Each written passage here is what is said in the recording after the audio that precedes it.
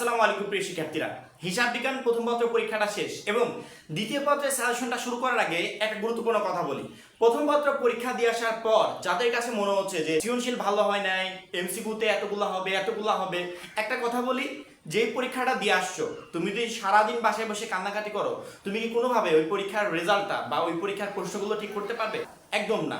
কিন্তু তোমার এটা জেনে রাখা উচিত যে আমাদের দুইটা পত্র মিলে গ্রেডিং সিস্টেমটা করা হবে। সেক্ষেত্রে একটা পত্রে যদি আমি খারাপ করে ফেলি এবং অন্যান্য পত্রে আর যে আমাদের বাকি সেকেন্ড পেপার আছে এখানে যদি ভালো করে মনোযোগ দিয়ে পড়াশোনা করে এই পত্রে যদি ভালো কিছু একটা করতে পারি, দুই পত্র মিলে ভালো একটা রেজাল্ট চলে আসবে। যেই পরীক্ষাটা চলে গেছে ওই পরীক্ষা নিয়ে বসে না থেকে সামনে যে পরীক্ষাটা আছে চেষ্টা করো সামনের পরীক্ষার জন্য ভালো একটা মার্কস তুলতে পারো, যাতে দুইটা মিলে ভালো একটা রেজাল্ট চলে আসে। হিসাব বিজ্ঞান দ্বিতীয় পত্রে আমাদের টোটাল 6টা চ্যাপ্টার আছে। এই 6টা চ্যাপ্টার থেকে প্রশ্ন আসবে 11 সেট, 100 মার্কের পরীক্ষা হবে, 30টা এমসিকিউ থাকবে। 11 সেট প্রশ্নের ভিতরে আবার লিখতে হবে কয়টা? 7টা। এমনিতেই আমাদের সংক্ষিপ্ত সিলেবাস, যেখানে 6টা চ্যাপ্টার আমাদেরকে দেওয়া হয়েছে পড়ার জন্য। আবার এই 6টা চ্যাপ্টার থেকে আমি তোমাদেরকে আরো কমিয়ে দিব। অল্প কয়েকটা চ্যাপ্টারের উপর তুমি সময় দিবে, এই অল্প চ্যাপ্টারের খুঁটিনাটি সবকিছু তোমার কমপ্লিট হয়ে যাবে এবং দ্বিতীয় পত্রে মাস্ট বি তুমি ভালো রেজাল্ট করতে পারবে। প্রথমে আমরা অধ্যায় ভিত্তিক সাজেশনটা নিয়ে নিব যে কোন অধ্যায় থেকে কয়টা প্রশ্ন আসবে। আমাদের সংক্ষিপ্ত সিলেবাস অনুসারে প্রথমেই আমাদের দ্বিতীয় অধ্যায় অংশীদারি ব্যবসায়ের হিসাব। এই অধ্যায় থেকে তোমাদের প্রশ্ন হবে 2টা। এবং আরেকটু বলে রাখি যে আমাদের কিন্তু প্রথম পত্রের মতো 2টা পার্ট থাকবে। হ্যাঁ, একটা ক বিভাগ আর একটা হচ্ছে খ বিভাগ থাকবে। ক বিভাগে আমাদের থাকবে হচ্ছে 5 নাম্বার অধ্যায় যৌথ মূলধনী কোম্পানির আর্থিক বিবরণী। 5 নাম্বার অধ্যায়টা থাকবে ক বিভাগে এবং এই 5 নাম্বার অধ্যায় থেকে 2 সেট প্রশ্ন দেওয়া হবে। প্রথম পত্রে যেমন 9 নাম্বার অধ্যায় ছিল, 9 নাম্বার অধ্যায় ছিল, 5 নাম্বার অধ্যায় থেকে 2 সেট প্রশ্ন দেওয়া হবে এবং এই 2 সেট প্রশ্নের 2 সেটই তোমাকে বাধ্যতামূলক লিখতে হবে। 2 সেটই বাধ্যতামূলক লিখতে হবে। সেই ক্ষেত্রে তুমি যদি এই 2 সেট না দিয়ে তোমার যদি অন্যান্য 7 সেটও কমন থাকে তারপরে কোনো কাজ হবে না। তোমাকে এই 2 সেট লিখে বাদ বাকি 5 সেট লিখতে হবে। তুমি যদি 5 নাম্বার অধ্যায় থেকে 2 সেটের অ্যানসার না করো সেই ক্ষেত্রে 5 সেটের বেশি তুমি লিখতে পারবে না এবং ওই 5 সেটের নাম্বারই তোমাকে দেওয়া হবে। এই 2 সেট হচ্ছে বাধ্যতামূলক, তোমাকে লিখতেই হবে। এই 2 সেট বাধ্যতামূলক লেখার পর তুমি পুরো অধ্যায়গুলো থেকে 5 সেট প্রশ্ন তুমি যে কোনো জায়গা থেকে লিখতে পারো। এই 2 সেট বাদ রেখে আমাদের আর লাগবে কয় সেট? আমাদের আর লাগবে 5 সেট। প্রথম অধ্যায় থেকে 2টা প্রশ্ন হবে। 4 নাম্বার অধ্যায় যৌথ মূলধনী কোম্পানির মূলধন। এটা হচ্ছে আংশিক অধ্যায়। একটু সংক্ষিপ্ত সিলেবাসে দেখে নিও যে কোন কোন পয়েন্টগুলো আছে। সংক্ষিপ্ত সিলেবাস থেকে দেখে, আচ্ছা তোমাদের দেখতে হবে না, আমি দেখিয়ে দিই। 4 নাম্বার যে আংশিক দেওয়া আছে এখানে কোন কোন পয়েন্টগুলো আছে এই মুহূর্তে দেখতে পাচ্ছ। এই পয়েন্টগুলো তোমাদেরকে পড়তে হবে 4 নাম্বার অধ্যায়ের জন্য এবং 4 নাম্বার অধ্যায় থেকে প্রশ্ন হবে 2টা। তারপরে আসি 5 নাম্বার অধ্যায়। এখান থেকে তো কনফার্ম 2টা প্রশ্ন হবে, 2টা। এটা হচ্ছে বাধ্যতামূলক। 6 নাম্বার অধ্যায় আর্থিক বিবরণী বিশ্লেষণ। এখান থেকে আবার 2টা প্রশ্ন হবে। তারপরে 7 নাম্বার অধ্যায় উৎপাদন ব্যয় হিসাব। এখান থেকে একটা প্রশ্ন পাবে। 8 নাম্বার মজুদ পণ্যের হিসাব রক্ষণ পদ্ধতি। এখান থেকে আবার 2টা প্রশ্ন হবে। এখন দেখি তো কয়টা প্রশ্ন হলো? 2টা, 4টা, 6টা, 7টা, 8টা, 9, 10, 11। এই টোটাল 11 সেট প্রশ্ন তোমাদের পরীক্ষায় আসবে। তুমি 2 নাম্বার অধ্যায়ের 2 সেট তুমি বাদ দাও, কারণ কি 2 সেট বাধ্যতামূলক তোমাকে করতে হবে। পরবর্তীতে আর 5 সেট কমন পাওয়া লাগবে। এখন এই টোটাল চ্যাপ্টার, এই 1টা 2টা 3টা 4টা 5টা, এই 5টা অধ্যায় থেকে তোমাকে 5 সেট প্রশ্ন কমন পাইতে হবে। 5টা অধ্যায় থেকে প্রশ্ন আসবে কয় সেট জানো? 9 সেট প্রশ্ন আসবে। এই 9 সেটের ভিতর যে কোনো 5 সেট তুমি লিখতে পারবে। এখন তুমি যদি আমাকে বলো যে ভাইয়া একটু শর্ট করে দেন, সংক্ষিপ্ত সিলেবাস তো, তারপরে একটু শর্ট করে দিলে আমাদের একটু সুবিধা হবে, অল্প চ্যাপ্টারের উপর বেশি সময় দিলে ওই চ্যাপ্টারের খুঁটিনাটি সবকিছু কমপ্লিট হয়ে যাবে। হ্যাঁ, শর্ট করে দিচ্ছি। আমাদের টোটাল চ্যাপ্টার আছে কয়টা? 6টা।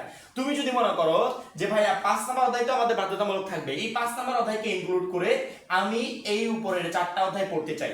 2, 4, 5, 6, 2, 4, 5, 6, এই 4টা অধ্যায় পড়লে এখান থেকে 7 সেট প্রশ্ন কনফার্ম তোমার কমন থাকবে। তুমি যদি মনে করো যে না ভাই আমি এরকম পড়তে চাচ্ছি না, আমি এখান থেকে কোনো একটা চ্যাপ্টার কি স্কিপ করতে চাচ্ছি, হ্যাঁ ইচ্ছা মতো করো, কোনো প্রবলেম নাই। তবে তুমি যেই অধ্যায়গুলোই পড়ো না কেন আমি তোমাকে স্বাধীনতা দিচ্ছি। 2 নাম্বার অধ্যায় সহ 2 নাম্বার অধ্যায়কে সাথে রেখে তুমি আর বাদ বাকি যে কোনো 3টা অধ্যায়, যে কোনো 3টা অধ্যায়ের সাথে অ্যাড করো। যে কোনো 3টা অধ্যায় হতে পারে, এই অধ্যায় হতে পারে, এই লাস্টের অধ্যায় হতে পারে, মাঝখানের অধ্যায়, শুধুমাত্র 5 নাম্বার অধ্যায়কে অ্যাড করে বাদ বাকি আরো 3টা অধ্যায় যুক্ত করে দিলে এখান থেকে 7 থেকে 8টা প্রশ্ন তুমি কমন পেয়ে যাবে। ঠিক আছে, তোমাকে এর জন্য আলাদা করে টেনশন করতে হবে না। যে কোনো 4টা অধ্যায় সুন্দরভাবে গুছিয়ে পড়বে। 5 নাম্বার অধ্যায় সহ বাদ বাকি আরো 3টা অধ্যায় যেগুলো তুমি অলরেডি কমপ্লিট করে ফেলেছো, এরকম আরো 3টা অধ্যায় অ্যাড করবে 5 নাম্বার অধ্যায়ের সাথে। এই টোটাল 4টা অধ্যায় পড়লে এখান থেকে 7 থেকে 8 সেট প্রশ্ন তুমি ইজিলি কমন পেয়ে যাবে। এবার আসি আমরা এমসিকিউতে।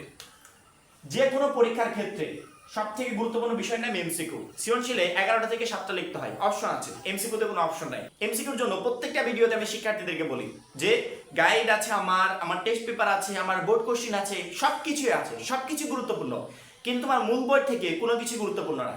মূল বই আগে, যতদূর সম্ভব, যতটুকু সম্ভব পুরো ফোকাসটা মূল বইয়ের উপর দিবে।